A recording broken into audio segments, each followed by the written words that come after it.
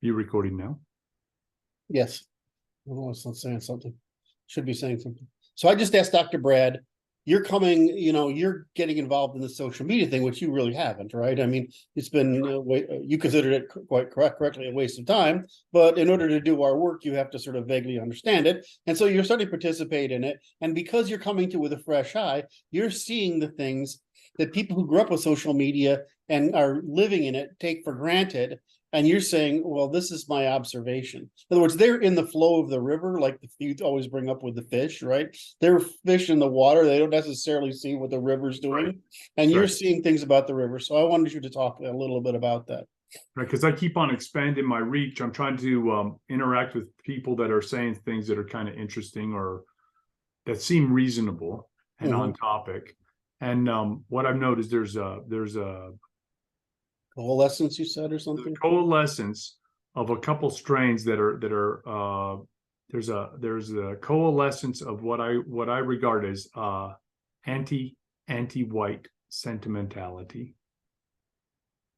That's one strain. There's another strain which is like recognizing the pernicious influence of I call the Fertile Crescent crowd. And they're not anti-Fertile Crescent crowd. They're just noticing the Fertile Crescent crowd's pernicious behaviors. And then there's a third strain, which is the coalescence of increasing separatist. That one is the weakest one, I think, but it's happening. You mentioned this earlier as I'm not interested. People used to have faith that everything would work out. That's the conservative thing, right? Is that we would give them time, but it didn't happen. It worked the opposite. They just entrenched and got doubled down on those strategies. What you said a few minutes ago, before we started talking, was that people start saying, well, I'm not really interested in this civic national anymore. I'm just going to look out for my own. Right. So could you talk about that side a little bit? Because I think, is that the separatist element you're talking about? I think so. And it's like, it's coming from both sides though. It's like it's like I see the Berkeley had a black only graduation. And there was a play in London that was, they uninvited any whites because they did not want to appear under the white gaze. And it's like so there's an increasing desire for separatism coming from both sides. And I think that's an agreeable point. It's like, okay, that's why we're going to do it. We have to, but it's like they're being stopped by, and it's repressive tolerance. And I have used that term in my Twitter feed several times this week, and it's increasing in its function, which is it's just repressive tolerance, the unequal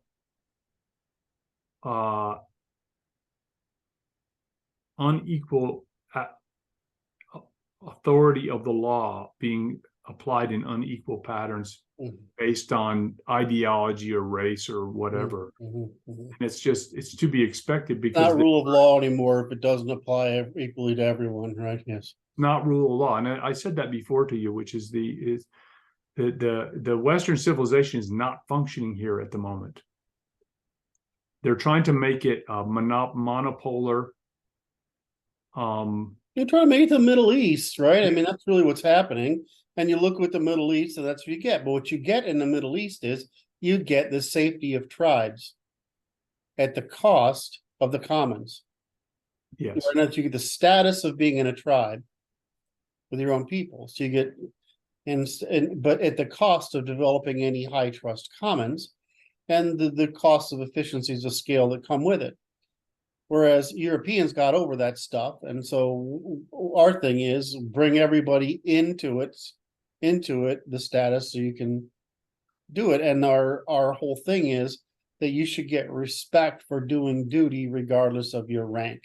In other words, as long as you're fulfilling the demands of your class, it's like fulfilling the demands of your military rank, then you deserve respect. And if you don't, then you don't deserve respect. And unfortunately, because we failed to continue full integration, we gave these people cultural license And what are they doing? They're reverting to tribalism, where they have higher status without paying the high cost, higher status in group, without paying the high cost of integration into a system of governance, a civilizational system, a group evolutionary strategy that maximizes individual responsibility for both the private and the common. Well, the reason is, of course, is that there's a natural ranking in the hierarchy of the races due to neotonic development and size, neotonic evolution, and the size of our classes, right? There's just a bigger upper class and genetic class in East Asia than there is in Europeans, and there's a bigger one, and it's not big, but it's small, it's enough because there's a whole lot of them, right? There's a bigger one in Europe than in South Eurasians, and there's a bigger one in South Eurasians there is in the two basic generations of Africans. So, I mean, you're going to get this striation of class structure across the races whenever you bring them into contact, which is why we all get to, I mean, people in the upper middle, even middle, but people in the upper middle and upper classes around the world, we get along just fine because we have a shared interest in all this abstraction. But so our status comes partly from working with each other, which is the problem of our government, right? They get their, they trying to work with their peers and other governments to their mutual interest rather than to the interest of the people. And they do that by prioritizing the needs of the unserved, the less able over that of the able. And so it becomes top and bottom against the middle, because of course the bottom is happy to empower the top. Meanwhile, the middle is the only one with the moral ambitions that's for the benefit of all. So, it's just the math of organizational dynamics of any human group at scale. So, because, I mean, we are different in capability. And then you get the effect that you always bring up of Turchin, which is that there's a tendency of the clerisy or the credentialed class to think they're more competent than the productive class. And when, there's no evidence of that, it's actually quite the opposite.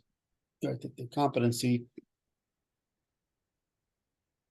comes out of the entrepreneurial class. Everything good comes out of the entrepreneurial class, and it's just seized and redistributed by the clerical class, right? So this is what turns most civilizations calcificationary, right? They decline, they calcify and decline because the rent-seeking class maximizes takings from the productive class to give to the unproductive class in pursuit of what they call harmony, but what it's really pursuit of is authority. Yes. There's two takes on this, which is the people who consider neoliberalism to be market fundamentalism, and those of us who consider neoliberalism to be authoritarian leftism, like statism. And the reason these names are useless is precisely because those two meanings have those two words have opposite meaning. The neoliberal would say that they want to have a more entrepreneurial government, and the more libertarian would say we want to have a government that acts as an investor, right? An investor in the private sector, because the private sector is less likely to be corrupt and more likely to provide high returns on capital. Whereas that's the opposite of the state sector, which is more likely to not provide returns on capital and to capture all revenue for their own gains. So that's what we've seen, like in the CDC and the and the Homeland Security also, is that they're capturing revenue for their own benefit. They're not actually providing value to the country. Yet they find endless means of justifying it, because if you keep looking for ways to create if you keep looking for ways to equilibrate differences that are unequilibratable. They can't be equilibrated. So then you're going to find out that you're just self-justifying whatever disaster you're creating. So I mean, I see this as rather obvious stuff, right? I mean, But I think that one of the things that economic thought teaches you is to think hydraulically Right. instead of linearly. And so it's really simple to think linearly, but if thinking hydraulically basically says if something happens here, then something will happen there, and there are no conditions under which that doesn't produce that. Right. Right. Or when the physics, every action has an equal and opposite reaction somewhere. Right. So we have this, it's just human time frames. So you're basically, I'm explaining it, but you're basically saying that you're coming to a similar conclusion that that the left has been successful at capturing enough institutions through enough credentialism and enough immigration by using the race Marxist strategy of fomenting anti-Western, anti-white, anti-Western, anti-male demand for responsibility in order to obtain authority over those people who have productive responsibility by people who are from the clerisy rather than the productive classes, right? I mean, is that really the answer? Right. And so it's like it looks complete. So let's ask let's take it forward, because we've touched on this in the past, but this is we're in a new time right now, and the evidence is clearer. All right. So if we're in a new time, the evidence is clearer, then why don't we actually question whether this is actually a bad thing? And the reason I ask this is because we founded this country largely as Anglo-Germanic with a few losers from France. Did that sneak out of me? Did that sneak out? Yeah. I don't know. I just witnessed it. I don't have any judgment at all. Well, we have the English, which is the best. Of German, then we got those damn Scots Irish, which are all the thugs, which they tended to do pretty well. But that we brought in the Italians is a great video out there available. I can't remember who did it. I don't think it says how the Italians became white. Right. Which is their story of becoming white people through integration. But if you look at what they did to Rhode Island and Connecticut and Massachusetts, they didn't really integrate, right? They overwhelmed and integrated to the best of their ability, right? Did the Germans ever really integrate? Well, that's a really interesting question, because it turns out that they're not, despite their martial heritage. The martial aspect of the country is actually Scots Irish. That's appropriate in my estimation. And so and the English, of course, have been demonized, but they're the entrepreneurs that made everything both wealthy and beautiful, which is rare, right? It's the combination of wealthy and beautiful. If you go around the beautiful things in America, it's going to be by the Anglo-Saxons, right? Though English. That's partly because they were just the first people to make the modern state and world, right? So and continue. So they were sort of copying the German aristocratic tradition, bringing it down into the Germanic tradition, down into the middle class, right? They're trying to show that they were similar to nobility by creating beauty, because that's what the nobility did. That's right. Signal. So we tolerated that. We tolerated the Irish. We tolerated the Italians. We are not tolerating the Jews very well at all. We certainly aren't. The Muslims are a catastrophe. But the real problem is that there's a significant, if you can take white women and they're easily vulnerable to this nonsense, you can indoctrinate enough white women, you can throw the voting numbers.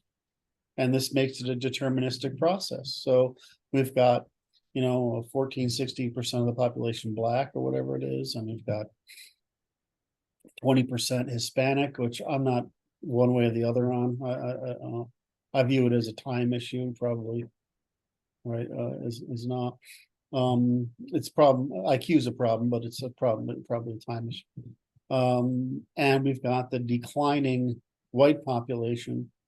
And we have the 1960s violations of rule of law we call progressive, we call it what race positivism, anti-whiteism.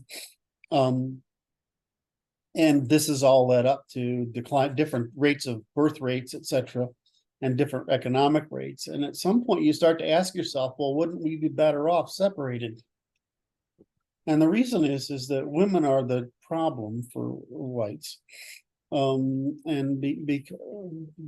for a lot of reasons which we go into, but they're practical. In other words, it's purely self-interest on their part. So why wouldn't we want to separate conservatives from progressives? Because we know now, I mean, the research is clear. Progressivism is a mental illness problem. Right? I posted like 10 things yesterday because I found them from all over the place, most of them from Peterson, I think. You know, there were others, but we know that leftism is mental illness. Right. So it's an expression of female neuroticism, right? So we have this problem of neuroticism and irresponsibility. So we have this problem, and so why would we want to keep those fucking people? Why do we want to keep the black people? I mean, half of them, you know, the smart ones will say, no, that's a bad idea. But a lot of them will say, no, we'd like to be. Why don't we want to separate? And the answer is that we could do that very easily just by raising the standard of law back to its original, so that it suppresses such behavior that would eventually drive people out. So one of the things we used to know, and they've screwed up Washington State again, but because it used to be one of the safe havens, but in places, there's a couple of states where you don't have too many rights, so to speak, right? You have obligations. And they put obligations first. So what happens is criminals leave the prosecutorial states and migrate to the liberal states. That works. Right. And so that's what you see happening. And so that's why George Soros is taking up his thing, is he's trying to make sure that the undermining of different states through he's trying to get prosecutors in office who don't prosecute, so to equally distribute the disruption caused by it. So one guy who needs to die, it's him, right? And the problem is his family wants to continue the tradition, and so does, frankly, the ADL and SPLC. So does the SPLC. So I mean, when you get into this mass, you see, why would we want to not separate? Why do we want to? We could take our culture so fast forward in just one generation if we got rid of this dead weight, even at the cost of some territory. So why would we not want to do it? And it's beside the fact that all these crazy women that are whatever they are, there's women that will stay in that liberal arena, right, in those urban centers. And there are plenty of other women who will say, well, why would I stay here when I'm safer somewhere else? Right? And my normal need for family migration will take care of the issue. Then we'll have a new redistribution of urban centers to cities, which won't be as dense, because as we predicted, cities turn out to not be a good thing at all at scale, right? When there needs to be a ratio of city to suburban to rural, but it turns out if you overdo the city thing, it's actually counterproductive at some point, which is, you can see this everywhere. So you'd get new urban centers that were at a higher standard of behavior because we had a higher standard of law, and you would have places with a lower standard of law. And those places of lower standard law would actually deal with the competition for people who were actually productive.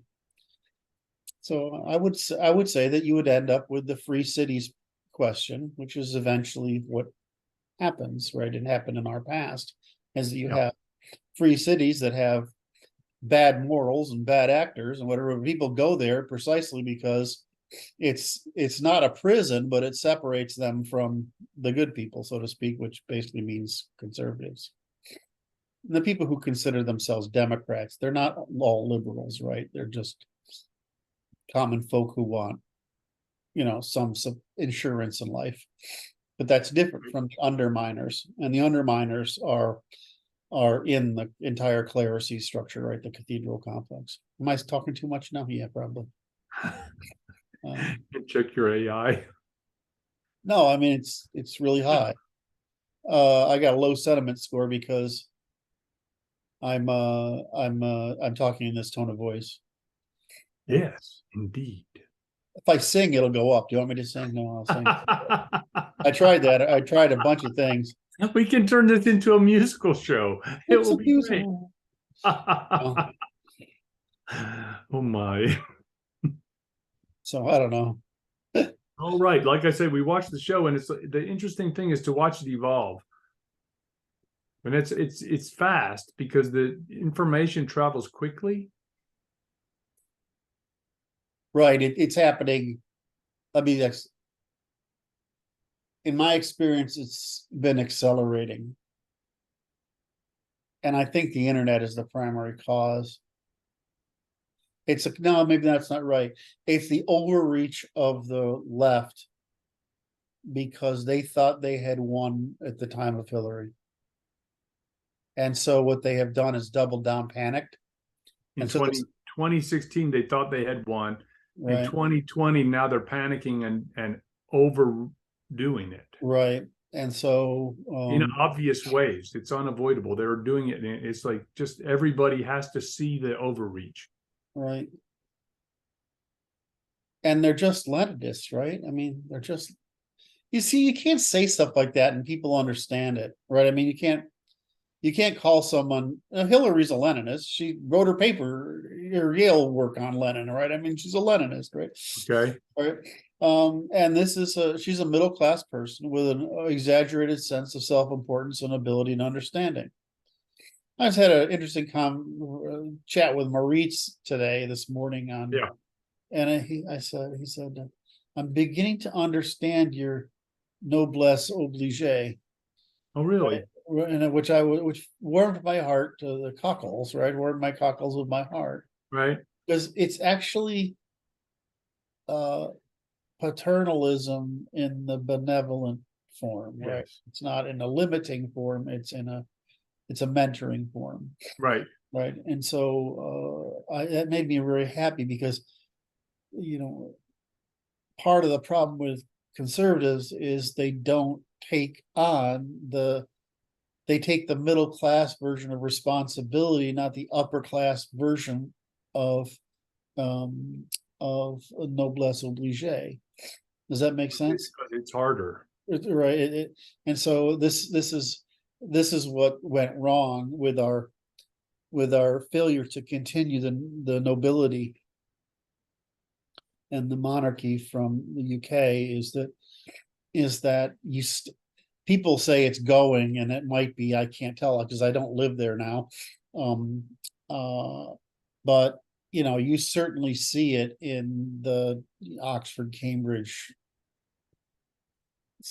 Eton, Oxford, Cambridge sort of class of they still have it. You take a guy like, I think of Boris Johnson is kind of funny because he's just such what you would, this sort of hunched over, rumpled, messy haired, whatever, but he's got that, right? And that's actually the thing we need to get. We went too much to the middle class, upper middle class, sovereignty, responsibility, commerce, and we didn't leave. And then we relied on the church alone. So when we lost the church, we didn't have either nobility or the church. And so we opened the door for the Marxists. So we really need to have the nobility for the real world. And we need to have some sort of church or quote religion for the emotional world. And that's interesting because it's like a place saver. It's an occupy a social space potential Oh, I to see, prevent yes. the parasite from inhabiting it. Right, you need it occupied because otherwise it's an available space to conquer. And that will be conquered not by people who have noblesse oblige. Unfriendlies. They'll be occupied by unfriendlies who want power. The whole purpose of having nobility is because they've earned it through intergenerational contribution to the commons, and they're envious of that position, so they hold it. I mean, wouldn't you Defend it. It becomes their demonstrated interest. right? And so our representatives have done a very poor job of maintaining what they were set there to do. This is what your House of Representatives is supposed to do. That representative is supposed to be your personal local nobility substitute that you can appeal to for the redress of grievances. But well, the problem with America is that we started out with clientelism for various reasons. And so they had to suppress the clientelism in the Senate and House. And so we lost the channel, and we were then limited to the court and the newspapers. Oh my. And then the newspapers are captured, and the court has said, we don't, this not our, we're not supposed to do this shit. That's the court of the parliament that's supposed to do the via positiva, right?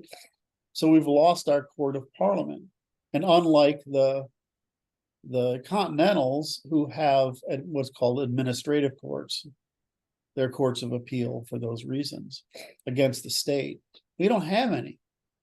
We don't have a venue anymore. And it's not clear that educating nobility to with some sort of judgment of economics and law wouldn't produce a superior outcome, because I'd surely happen to go with, because they're always afraid they're going to be dethroned, so to speak, right? I'd rather go to people whose fucking personal job it is to be a human being, right? To see if they can answer regressive grievances and deal with their layers of people that prevent you from getting access to them, unless, and I'm not going to tell you, because you used to go to the local manor, and you'd have somebody talk to you first and say, look, he's going to say no, this is why. And so you've learned, but you've been educated. You've been not on a collective level, but as an individual. It's more like tutored than educated.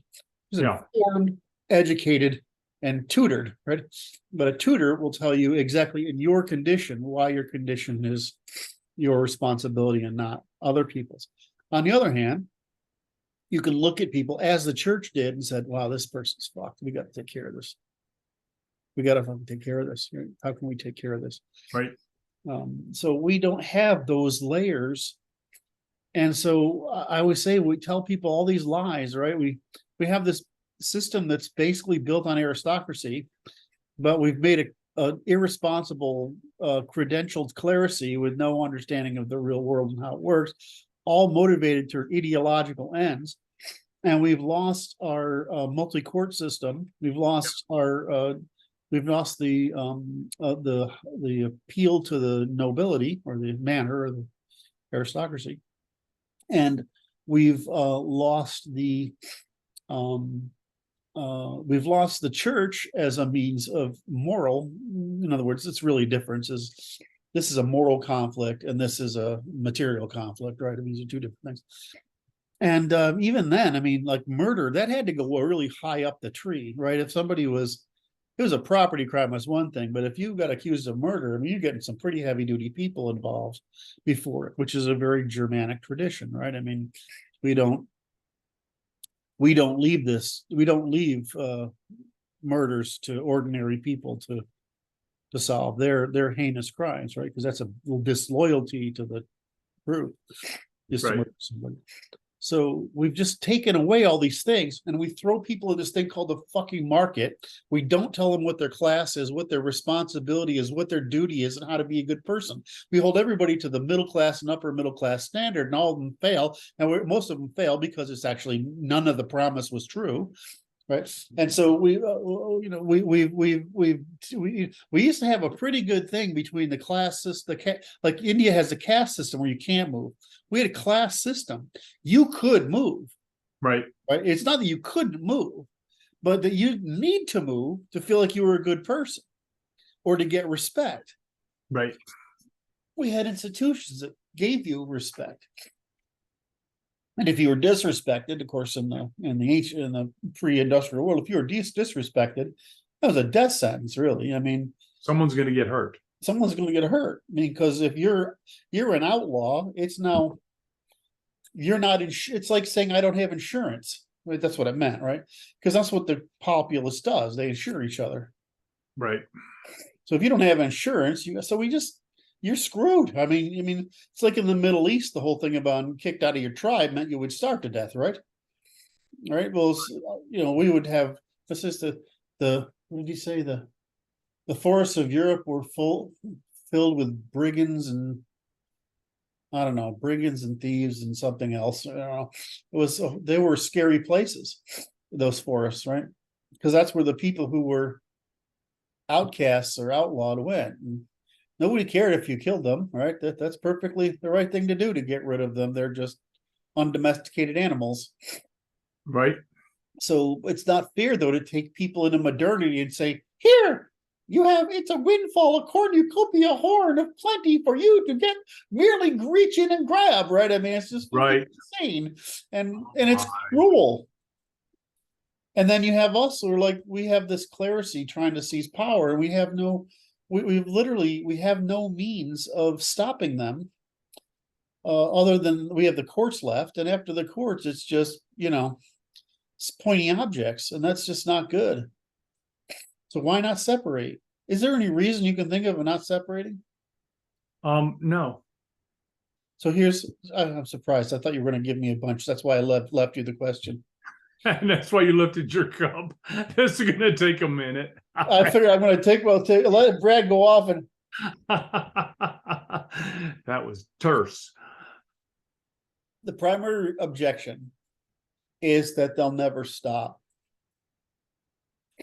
The leftists will never stop. No, they will never stop. Right. And so that we have to literally end them in an Albigensian crusade. Right. And it's like those are the only options. It's like the short stop is separate. The long stop is bloody hell. So I would prefer, right, which is what I've said all along, that we do we follow the steps of our founders, which is common law suit against the state. We give them an opportunity to fix it. The protest, right, the showing up in large numbers and delivering this set of demands, that's a common law suit against the state. You have to understand what common law means. It means we can do that. I mean, any group of people can put together a jury.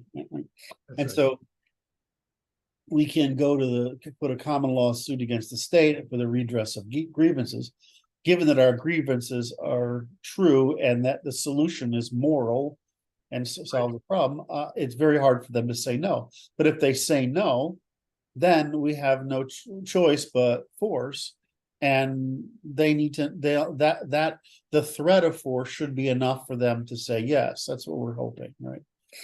And if not, then if force needs to happen, then force will happen, because it's going to happen one way or the other.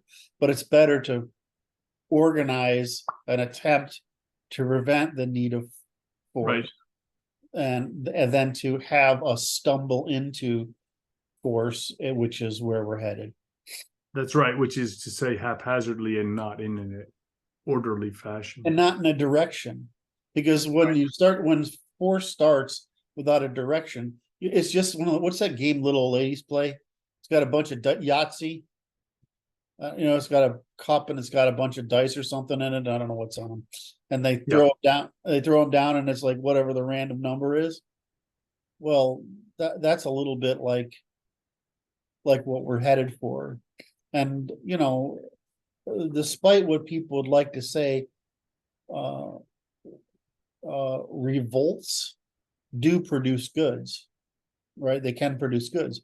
Revolutions don't do that very well, because a revolution tends to have too many deaths and Loose ends. Loose ends. so and so you don't want to get to you don't want to climb, revolt, which is to reform, revolution to replace, and civil war to destroy. And we don't want to get to that civil war, right? Reform the government, replace the government. Civil war means everybody starts dying, government and not. So we need to stop that from happening, because it's going to happen. Because the anger out there is unbelievable. And it was better in 2015-16 when it was expressed. Yeah, now it's repressed. Now it's repressed, and it's just causing everybody to go. They just don't care anymore, which you saw in your own observation this week, which is they just don't care anymore. Whereas, 2015 was like, we got to stop this leftist program. And and the civic nationalists were really the mainstream. What's happening is those civic nationalists are giving up hope. They're defecting, yeah. Right into the nationalist view.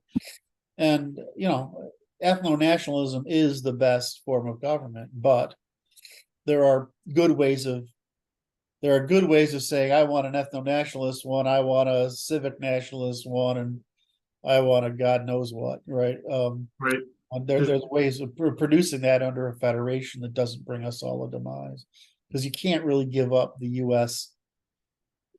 United States continental territory. Right. The territorial integrity. You can't give that up without hurting everybody severely. I mean, right.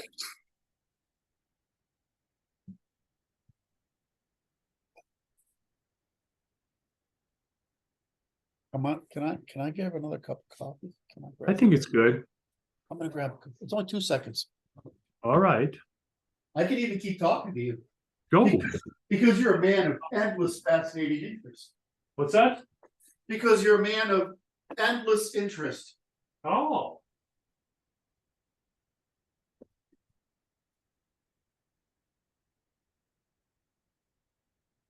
All right.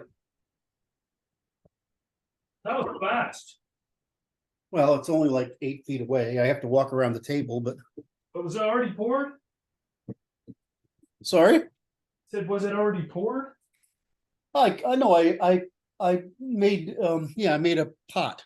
Oh, I'm impressed. I'm just doing this Keurig thing. It takes a second. I have a leak in my Keurig thing. Oh my. I haven't felt like I want to spend the time on this. I haven't had the time to disassemble it. Oh, it's amazing what we spend our time on, isn't it? Yes. My house doesn't quite look like a frat house anymore. Now, what level are you at? I'm back to we've been working all weekend and we need to pick up a little bit. Oh, that's not too bad. That's not too bad. There's some laundry to do, that kind of thing. But anyway. All right. So have we addressed this subject that you felt for the week? So. I just am like I say, I'm keeping the other thing I wanted to discuss briefly, perhaps, is the increasing reach of the institute. It appears to be increasing in its scope. Yeah, rapidly. why? I don't have an answer for that. I just because I'm trying to observe it in the context of my activities on Twitter, which is I'm just interacting with people in a civil fashion. I would say that the same thing happened to us on Facebook, and then when Facebook chopped our knees off, we had no venue where we could actually make arguments. Right. And so what's happened in Twitter is that we can now, with Twitter long form, I can do my thing, which is impossible to do in a tweet. And so you know, I can write something that's competent. Brandon can write something that's competent. Luke can. Jacob can. You see these things coming out, and of course we've got what, 4 or 5 new guys now on the team that are all really talented in one way or other. I mean, you know, Martin wasn't kid. Gabriel's scary good, right? So my take on it is I'm just extending my reach, and then on occasion I'll point them in the direction. The ones that seem like they're interested enough, that are not, you know, anybody that's antagonistic, I will chuck them. I don't want to see them. No, But the people that are making sense and engaging, then Yeah. I appoint them in the direction of the institute. And I'm like, it doesn't take much of that, no, because the other thing I'm noting about the tweets is they have persistent function, yes. not like today only, or like for a week. It's like you can't tell when it's going to surface again. And Well, and Tyler's idea is probably right, is that we should, I need to get a little, work on this in a minute, a little tighter on decorum. But Yes. the idea that we could use the Institute Twitter, and he could take all these meaningful pieces and put it in that stream, because, you know, I'll make some joke about Ferraris or something, right? You know, something, whatever, or just, you know, this is my mood of the day type of comment, or, you know, here's my health. I mean, that stuff isn't right. It's just making the work personal so that people don't treat me as a fucking AI, right? So, because they used to. Oh my. So, you know, if he copied the insights from each of us over there into a thread, it would form a sort of library Yeah. that I think would, because we had a lot of those on Facebook, and unfortunately Brandon had the best one, and it got torched. I'm trying to bookmark everything that looks interesting in that regard. It helps. And then But yeah, no, that's my process. so yeah, it's like, I mean, wouldn't want all, I mean, I just repeat a lot of, like, I'll reshare, we call it retweet a bunch of articles, like, you know, if it's on demographics or, you know. Right. And so that doesn't need to be there. But like, I wrote a piece yesterday to Stephen King, right, in response to Stephen King, and it was probably I didn't think of it at the time. I just thought I was saying something obvious, but it's probably one of the best explanations of the reason for the Second Amendment, and that all amendments are based on it. It's ever been said, right? It's one of those, okay, Right. because it's got a lot of, I'm getting a lot of oh my gods on it, so to speak. Okay. And so I feel like there's a whole bunch of that stuff that needs to be seen, and then that we could go to that same feed and make lists for topics, and you could, that person who was in that feed could make lists, you know, lists for topics, and then make those lists public, so that people could take a look at, you know, a topic and a whole bunch of things on a topic, which would be fascinating.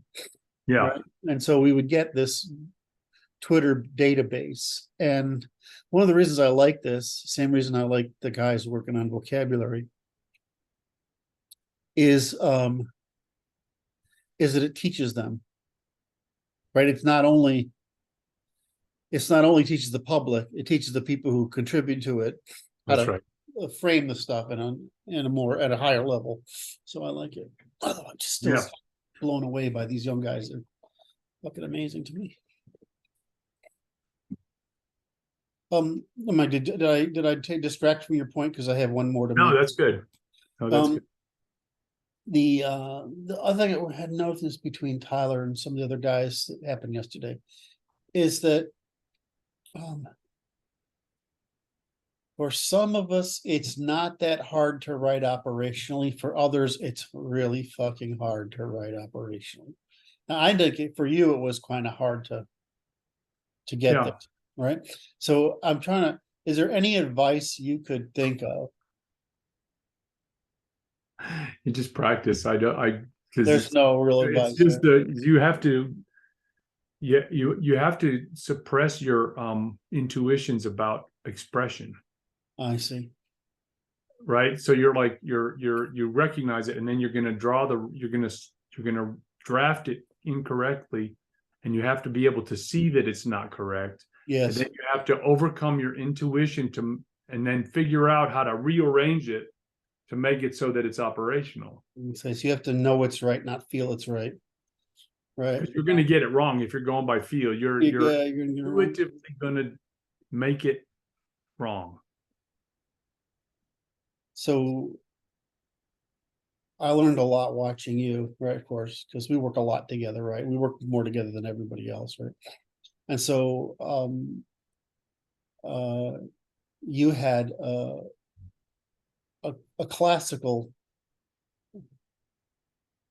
I'll call it the philosophical theological sort of frame of looking at the world, right? Right. And which is very much So I call it modern. yes, right. And so the problem is, how do you go to something structured from that when every intuition in your head tells you this word is right? Work. It's just the same. It's Work. just you have to do the work to recognize it. And I do it still. I'm working on the Twitter thing, and I'm like, okay, I'm trying to make an operational one. I'm like, okay, that's work. It's like I have to think about it a You have to think lot. about it. You wrote one, I don't know what you wrote yesterday. It was something yesterday. I was like, oh my God, that's so I wanted to kiss you. I know. I saw you quoted it. Yeah, it was something, oh, it was a general expression. It was in this vein of operationalism. I can't remember exactly what it was. That is not A construction from first principles, right? Yes. That's right. And I'm like, well, that's the fucking answer to everything. But why can't I just say it that? Why didn't I think of saying it that simply? Right? I mean, you just put out a phrase there, and I'm like, well, it's just it's not constructed from first principles. Well, that's the answer to everything, right? I mean, and the reason you get it, the person gets it wrong, right? That's right. Because what that one was about the Gnostics. And he Yes. says the Gnostics.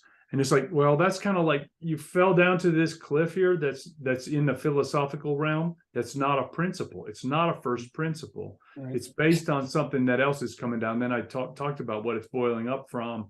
And it's a construction from that first principle that you're relying on, which is Yes. it's So it's like starting with faulty premises. Right. And what we do is we start with non-false premises.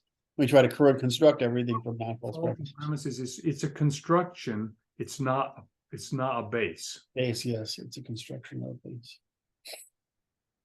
Anyway, so I was just trying to figure out, is there any way to help people? No. There is. You just go, yeah, no, that was wrong. Try again. Try again. It's via negativa. It's not via positiva. Why is Jacob so freaking good at it? I don't know. I just watch everybody and see what they do. He's phenomenal. It kills me. He wrote something the other day. To me, it's like if you can do it in a sequence of declarative sentences, right? Now we did that. I mean, our work is basically that's what we're looking for. The sequence is declared. If there, whereas given blah blah blah, therefore blah blah blah blah. It should boom. There should be declarative statements.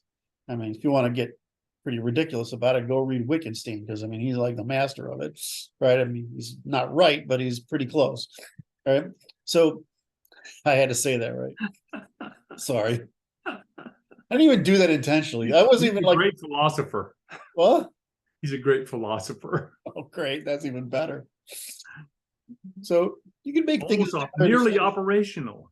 Well, programming is operational. That's where I got it from, right? I mean, programming is operational. The computer can only do so many operations. If you think in the terms of operations, it can do, that's all you can say, right? Well, it's the same thing here. Humans can only perform so many operations that are observable, testable. Everything else is we're making shit up to pretend we know, right? I mean, we're on pretense of knowledge, which is okay for some things, right? But it's not okay when you're trying to write a proof, right? Causality, right? So anyway. So I just wonder if there's just any way to get there, and I just don't. It's just practice. It's just practice. I think a lot of people have told me that what's his name? Bill was really big on this. He said, if you can write you learn to work with E prime and just work with that stuff, which is not complicated.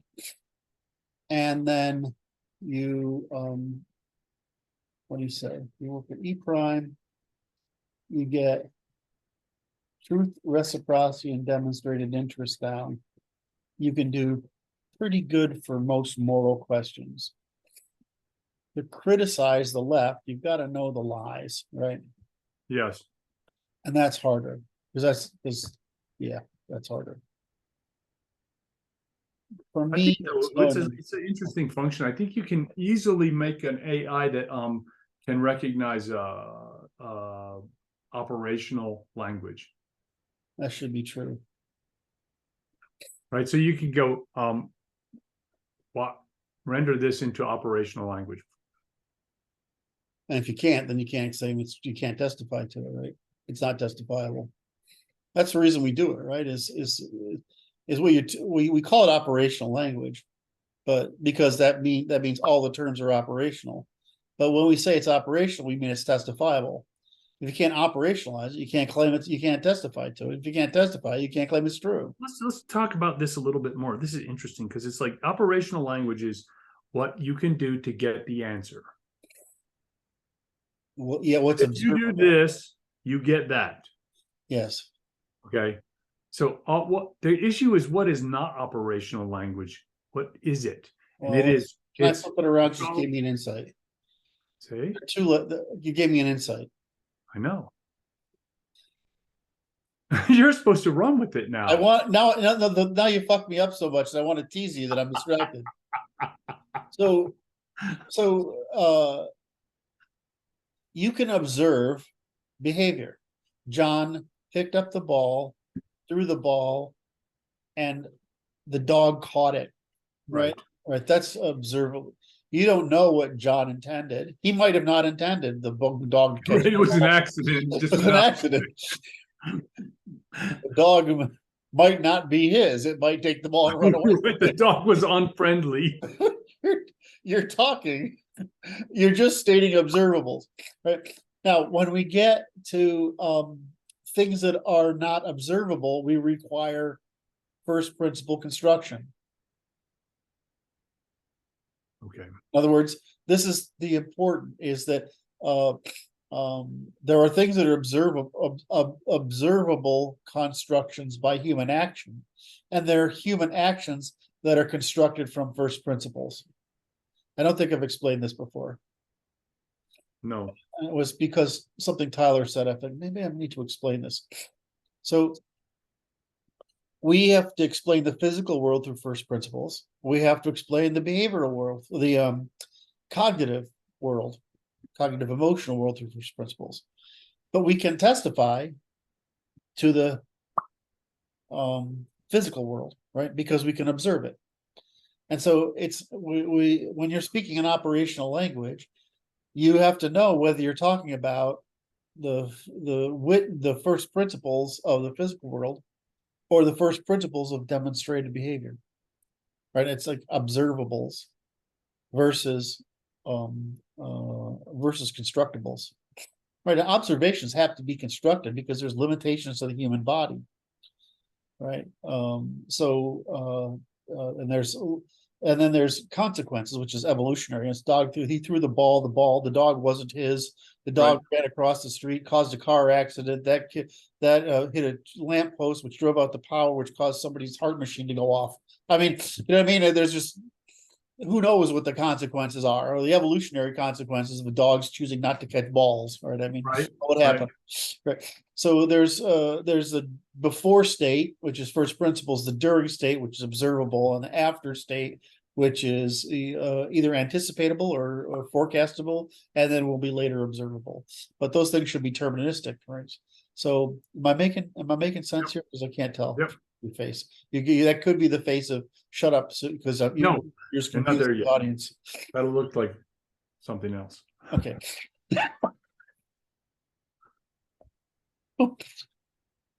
So I think it's real important to say that the first principles are are testifiable in objective demonstrated behavior. Right? That's what a first principle is demonstrated behavior, right? By an observable. So I'm demonstrating an observable, which is a first principle, which is bound by the first principles of the physical world, right? But then I get into why the hell did he do that? And then I get into why the hell is life here, right? I mean, and it's these different things. You got to have the first principles to deal with the observables, and you got to have you've got to have laws, first principle laws in combination to talk about evolutionary consequences, and you have to have observable laws of observability for demonstrated behavior, right? Did I do a good enough job there? I feel like I didn't. I don't think it's a problem. Okay. So I mean, and in my mind, I think of this as the laws of the universe, like the before, during, and after laws. And I think of the logic of consistency between them. Right. And then I think of what that logic is based on premises, and what premise is legitimate for each domain, before, during, and after. Well, it's going to be the so it's constructability, and constructability of these three different domains of time, before, during, and after. Right. And that's probably because, I should probably mention this, is that the grammars were one of the things I understood early, but didn't write down until late. Oh. Because I sort of thought it was obvious. It's Curt's error. I just thought it was obvious. The least obvious part, and to me, that's one of the most interesting parts, and it is the least spoken of. Right, it's the thing we talk about the least, but it's sort of like the gravity that holds the world. It's the glue. It's the glue that holds everything together, and we just don't talk about it enough. And I'm wondering if that's right, because it's like the issue is that human beings operate, and they maintain their stable equilibria in their world, so with their self, yep, by narratives that are generally justificationary in their logics, grammars, and vocabulary. So it's like, that's the issue is, and so when you alter the logics, grammars, and languages, you're changing the stable relations. Yes. And so they'll resist that. Yes. And so that's probably the fundamental glue. It's like the gravity for human, like behavioral science, right? Mm-hmm. Is linguistic. Because language is how we can calculate. Right. We intuit or we calculate. Right. The language we reason or we calculate. Tool of calculation. Right. It's intuit, weigh, find, reason, calculate, compute. Writing it down. Yes. So they don't understand the grammars. It's like this basics thing. We're getting, no, I see what's happening. I get it. Okay. Well, originally I was working on all this logical stuff, right? And it was very uninteresting. They could, whereas we're talking about now, we're talking about the fulfillment, right, of all this work, ended up making statements about the world, so they sort of get it. But what's happened, though, is that we've taken our attention away from serialized disambiguation, right? Disambiguation into a system of measured by serialization operationalism, right? We've taken away that. We've taken away we've not focused so much on operational language. We've not focused so much on the grammars, and so we've not focused on the fact that your head is computing by this, calculating by this system here. And as you said, this is the hierarchy of grammars that reflect the hierarchy of complexity in the world. Right. So I talk about it when I'm like, and I'm doing the tweeting thing is interesting because it's dealing with people at all levels of computational efficiency. Right. And so it's like, nice way of saying smartness. Well, no, it's not that. It's like this. It's not smartness. It's I know. I'm just teasing. The tools at their disposal have varying degrees of precision. That's right. And so I'm seeing people, and it's like, so I see people like the religious guys are operating with this very imprecise language. And it's like, okay, I'm talking to them, and I'm talking to the people that are philosophical, reasonable people. And then we have the most precise linguistic capacity functions, because we understand the languages, grammars, and logics in that function. And so it's trying to tie it all together and make it make sense to the people that don't. Right. Because once they see, the issue is this: when they see, they can sense the quality of the conversation. But not why. And then you point them in the direction of where is it's coming from. And that's all you need to do, because it's gravity. They will be naturally attracted to it. Because it's like, you're making more sense than everybody else that's in the conversation that they're having. Because even someone who's making sense that's as sensible as what I'm doing is like, we're working with these calipers that are just making this floppy part. It's like, it's still just as floppy. It didn't get tighten it up. It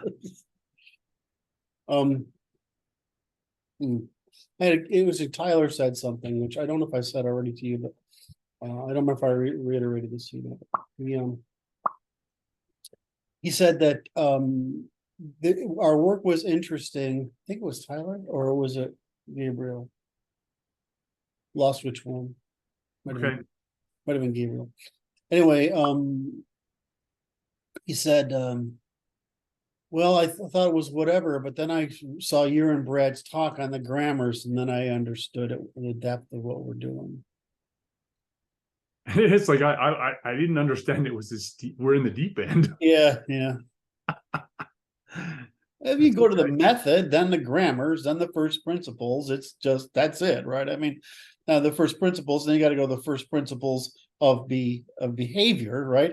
And then first principles of reciprocity and testimony, right? And that brings you back to the fucking grammar. So I mean, it's just serialization. It's just a big goddamn circle, right? I mean, that's right. So all you have to do is jump on the merry-go-round somewhere, stay on it. Just stay on it. And it's like, what'll happen is, because it's like happening with me, I'm doing it, and I think I understand it. And then as we go around and we do it again, and it's like, oh, I understand something more precise about that, what that signifies and how that works. Yeah. It refines itself. The comprehension of it refines itself in your mind, because you see it operating, and you understand the principles by which it's operating more clearly in a predictable fashion.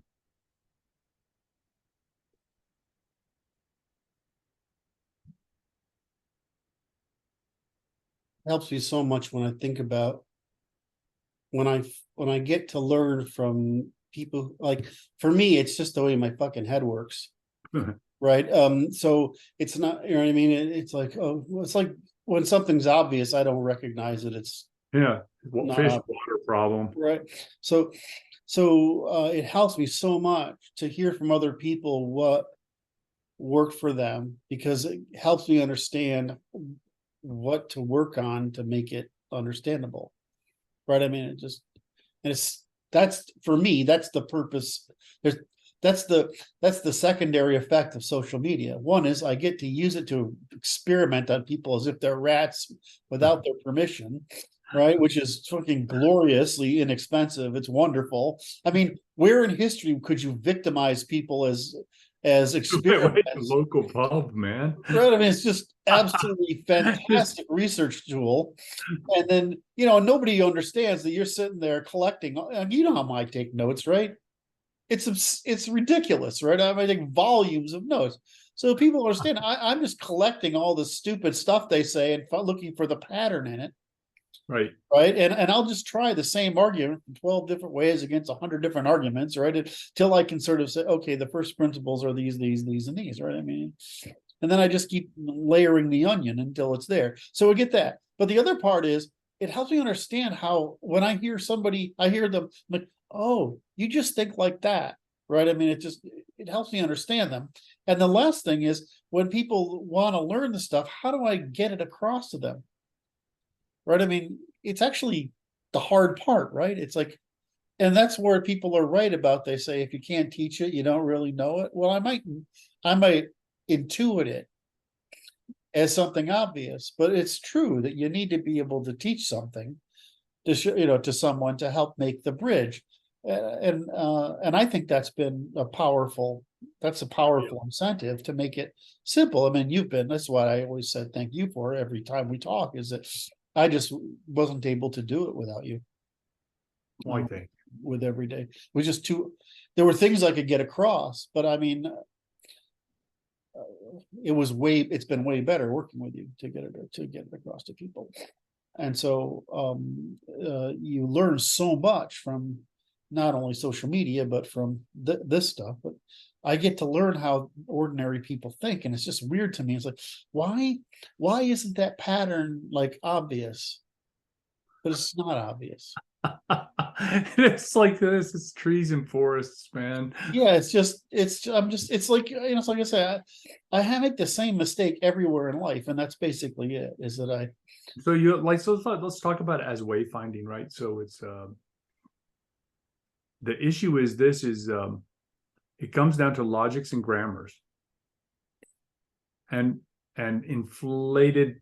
People use the inflated terminology to find their way through, and they get by with it most of the time until they run into somebody who challenges them on it. It was beautiful. You're brilliant. That is the greatest way of explaining it. Yes. There's just no sense in taking a different path if the imprecise path gets me there. Right, because you're not. Which is social acceptability, right? Social acceptability. Yeah, you're getting there in the common prose and vernacular, and you're achieving your end, right? So, which is the social proof is it works. Yeah, and that's precise enough. It's the only time it matters is when you can't solve the problem with the information at the resolution you have, or when you come into conflict with people and the problem isn't decidable because the level of resolution you have to resolve the conflict isn't enough, right? I mean, that's really the problem. And so the more different we become, the more heterogeneous an equality is, the more demand there is for precision of measurement. So which is like the opposite of the Tower of Babel problem. Yes. The opposite of the Tower. It's the reason. Yeah. Oh, there's a good lesson to be had there. That's another insight. How do you say, well, I mean, the problem with the Tower of Babel is incommensurability, right? Right. I've forgotten what the real table I mean, I can see the ziggurat in my head, and I can't remember which city it's in. And I can remember I just can't remember. I can't, for some reason, it's not like, now that's one of those great things that it's not made up. Right? I mean, it's a real thing that happened. They brought all these craftsmen from around the conquered empire to build this freaking city, right? This monument, and it's a ziggurat, right? So, and so they go to build this thing, and the workmen can't fucking work together because they can't understand what the fuck they're talking to. They can't talk to each other. So, it creates a chaos. Right. Like the origin of the Eden story looks like it's Egyptian, and it makes a whole lot of sense in that context. Right. Egypt was a really oppressive I mean, but the thing is that you can have that much oppression if you have that much social participation. It's fucking genius, really. Anyway, look at our scores. Wow, we got like some really pretty numbers right now in our conversation. That's what I'm shooting for. We're still in the 75-25, so you're talking enough. Okay, I'm hitting when I talk, I hit with the numbers, baby. Don't get out of the park. That's great. All right. So what was your last issue? You said you wanted to. We're talking about the issue is the languages there's a social proof associated with the language in wayfinding. All right. So I really liked this because that's the problem, right? Is continuous recursive disambiguation is and wayfinding are not different concepts, right? Hmm. They're the same concept, right? The same process. So the person's doing the best they can, and they're, if they're working in crayon, that's great, If we're- Right, but it goes to this Einstein quote, which is, you cannot solve the problems created using the same thinking that caused the problem, Right. which is where we're at now, which is that we need a higher precision of language, grammars, and logics Yeah, to solve the problems created by the modern language, logics, and grammars. yeah, That's what we're offering with our work here. yes. So we can calculate at a Is it higher. really that hard? That's all it is. No, let me ask you a question. Like you're getting really good at this, right? I mean, especially at the stuff we're talking about today. I think there's a tendency in the group to be really good at applied theory, and you've gotten to where you're very good at the theory itself, which is fuzzy and warm to me. That's nice. So, but is what we're doing really that difficult? It's not that difficult, but it's the hardest part about it is because it sounds just like English, And it's not. and it's like the intuition of the modern listener is to say, you're full of shit and trying to pull one over on me, and because it can't be ice cream or whatever, you know what I mean? Right. It's not butter or whatever. They can't tell the difference between all they see is our language is somewhat odd, right? It's somewhat Yeah, you're talking funny, but you're speaking English. right, and so they still assume that it's ordinary English. They don't understand it's a constructive proof. They regard it as a form of perverse modern, Yeah, not next generation.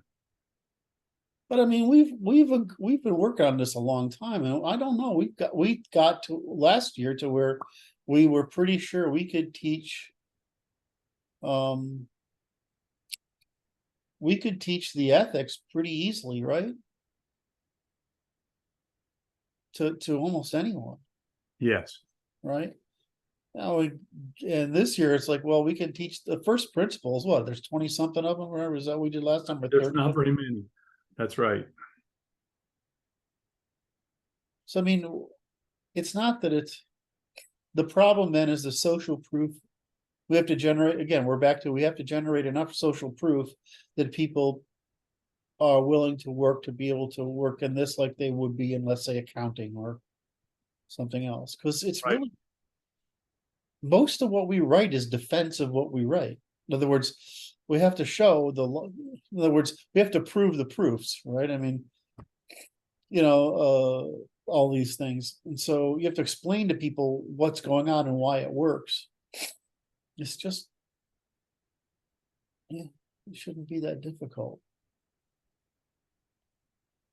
It's not that difficult. It's just a matter of we're finding our way, that what is the pattern of expression that allows the listener to understand a difference, Right. and to recognize that they can't do that, to seek the information to allow them to do that, which is pushing the door open, or the gate. Better to call it a gate. Had an intuition. I'm not sure if I can put my arms around it. There are things which you, as a teacher, you try to educate, then tie it back to what you experience. There are some things that you have to teach that can't be tied to experience. For example, there are certain things in math that have no representation other than mathematics, right? But you can get the idea. right? After a while, you can develop an intuition for it. At some point, that's not possible because you can't even keep track of, in other words, your intuition can't keep track of the permutations. You can only sort of vaguely categorize something. And in physics, we have this because this is why they say it's quantum mechanics isn't intuitive. I just disagree with that. I think it's intuitive. But what in life is it analogous to? It's fucking nothing. I mean, I try to use boiling water and oil, oil and vinegar mixes. No, is it oil and water mixes? I try to use that because it's best I think people can understand, right? But there are things you can't get. So I think this is an interesting, but you can't get them because there's no experience like them. Is that what I mean? Of course, math is counterintuitive because it's not. The only intuition is to the math itself. It's not to your real world experiences, right? Right. Well, that's not true, really. Whenever I think of programming, I say, well, that's not really true. I mean, I can pretty much keep it all in my head, right? I mean, if you're writing a system, but it's true in mathematics and it's true in some sort in physics, right? Because there are things, just the causal debt. I mean, you can basically get what's going on, but only because we've reduced it to some level of precision that's enough. Well, the problem we have here, let's take it the law first. One of the reasons that people have the problem with the law is that it sounds like it should be moral, right? It seems like it should be. And not all of it is. Right. The stuff we object to isn't. Right. The second step of it is that the court has run into so many ways of lying, cheating, scamming, bullshitting, whatever, that its standard of interpreting what you're saying isn't reasonable by your terms. Right. You don't interpret the court's judgment as reasonable. That's because you hear this all the time. This is why judges have to explain things. Right? They have to explain things because not only is it they have all this other stuff, but the courts has to employ force. So the standard by which the court's allowed to apply force is higher. Right. It's very high, right? And so this is why we get all these difficulties here, is because the court has a common sense that is not common. It's extraordinary, right? Right. It's not common, and that's because it's seen the edges of the curve. Right. Where you've seen the middle of the curve. Right. So that's me doing my telemedicine. Yes. Because I'm now about 30,000 people in. I'm like, okay, I've seen the edges. And it's like you refine it further, but you keep on getting more data. You get enough data to get a better image of what's going on further out and further out. And so the court is doing that. And it's like, it's so far beyond what a normal person can have. Yes. That it just doesn't seem reasonable. And or that you can anticipate. This is the problem of when we say a reasonable person, is that the reasonable person who knows the fringes, yes, is not the reasonable person who doesn't. Right. So you have to account for, it's the same thing we account for children, teens, mature people, adults and mature adults, right? I mean, we expect different standards from people because, so this is why it's like I say, you're never going to get to courts that don't require people really, right? Unless it's a technical matter, because a lot of the time what this comes down to is, did you have the capacity to make that judgment? Right. In other words, and if you within that capacity, were you acting morally within your capacity to due diligence? That's pretty hard to do without you and I talking. Well, it's the same thing with what we're doing here. So we're aware of all of these people fucking lying, cheating, stealing, scam. Right? We're very aware of it. And so we're also aware of all the way we humans think imprecisely. Right. We're aware of yeah,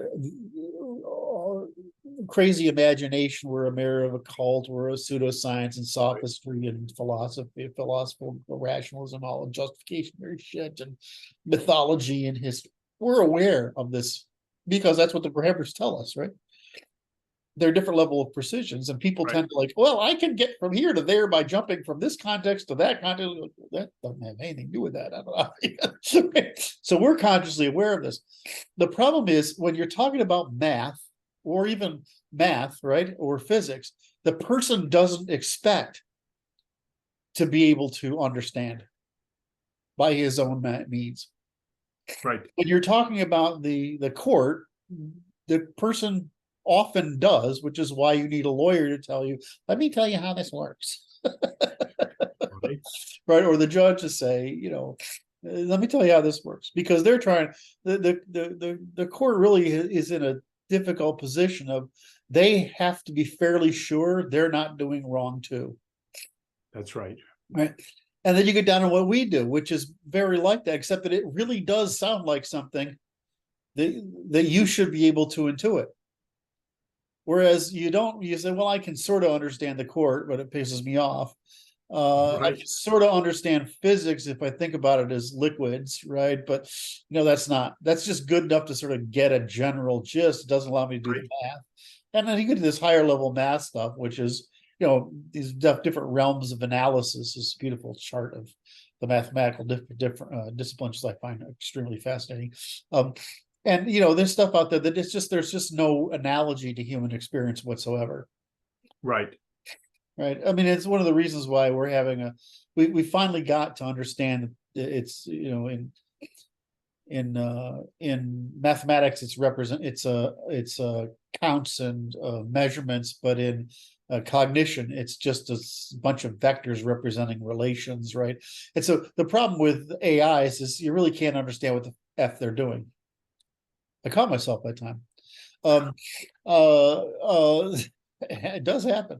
So you can't understand what they're doing. And the more sophisticated they get, the harder it is to understand what they're doing.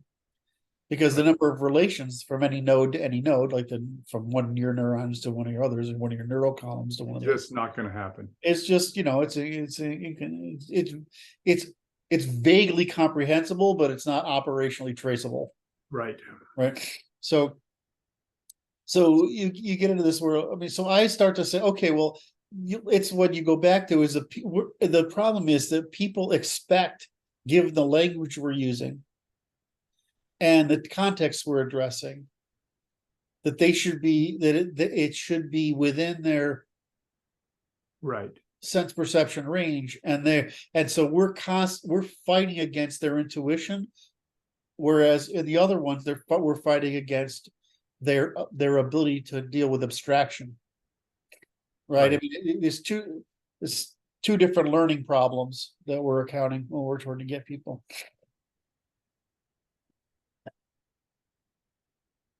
Interesting. Yeah. So the issue is this: it's the issue is you're developing what's the right word? Is sensibilities that were inaccessible to you before by working on it. So you're in a realm of that you cannot have experience in. Right. And so it's like you can't imagine what it's like to see if you're blind. Right. You don't know, you can't imagine it. Well, I mean, what did you just give me the idea of? So one of the things that's hard is we disambiguate biases and motives, right?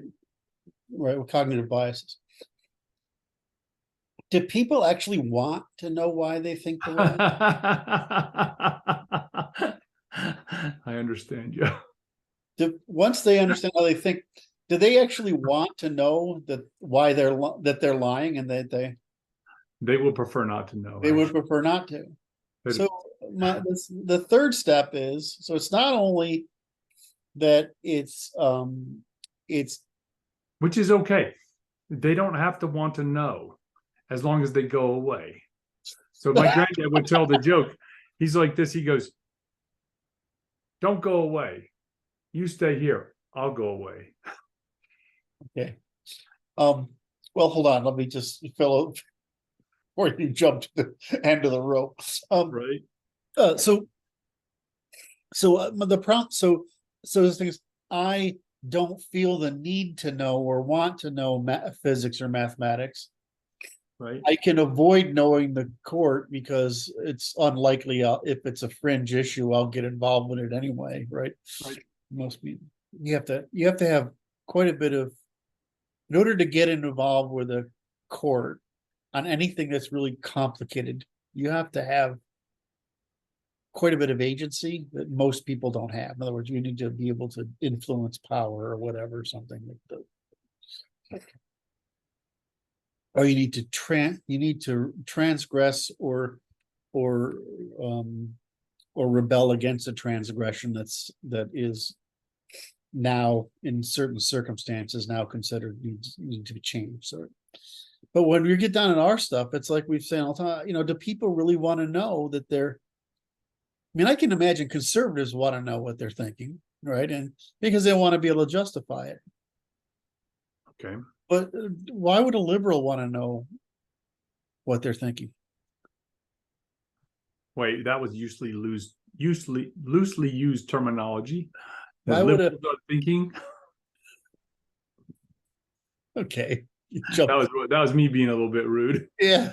Well, so does a woman want to know why she really is holding the opinions and voicing the outrage she has? No. Matter of fact, she'll hate it. So what about a progressive or a socialist or communist? They not only don't they want, I mean, because some conservatives don't want to know why they know, because they want their self-image or status to be other than it is, right? I mean, I can see some of that. But what if you're a progressive? I mean, you're basically a crook. I mean, that's what it means. You could, if you were a crook, you would say, yeah, but I want the world to be different. So how can I want the world that I experience to be different. So how can you help me get a world I want? Like, fine, that's a trade, right? And what has the trade generally been between producers and dysfunctionals, right? It's usually been you behave and we'll give you shit. I mean, and moreover, it's like moms, all right? Make your children behave because I don't want to, and I'm happy to. Right. So this is interesting. So it's like this. You have you behave, and I'll give you stuff, versus you give me stuff or I'm misbehaving. Yes. So supply demand curves. Well, but I don't, it's like the church used to have it down as you've got to come sit through our nonsense, right? If you're going to get a charity meal, right? Which is fine. Well, strangely enough, it actually works pretty good to do that. Right? And so you're because the church environment is providing the social confirmation and the social proof of care that is actually causing you the problem of alienation that's causing you to fit on. So that was fine. The thing is giving people stuff without demanding their behavior in return. Right. Which is what the well-meaning fools of the left think. Because of course they can't imagine the minds of others, so they just project the minds of others. So they assume that they're good and that other people should be treated as if they're good too. They're not good. They're broken, and they need to be corrected. Now, there's some people who are just like, it's like one of the reasons I love Christians is their caretaking, is like their charity and caretaking, is they get out and actually do stuff to help people, which means they are in fact good people, right? I mean, right. It's not what you believe; it's what you do. It's operational, right? So, in any event, all right, so if we covered this issue, I think so. Now, I don't know if you have time because we used up 2 hours already, and I have some stuff I want to talk to you about. Well, So okay, do you have more time or not? I can do more time. Okay, so can I end this one or stop this one and start a new one?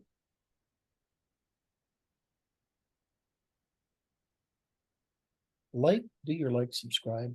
'Cause we just had a chat, so this is gonna Hey, be the Hey Saturday. guys, hit like, hit subscribe, hit the notification bell if you want to get notified, and you do. And then you can leave all those wonderful quotes underneath there in the comment section. Thank you. All right, see you guys later.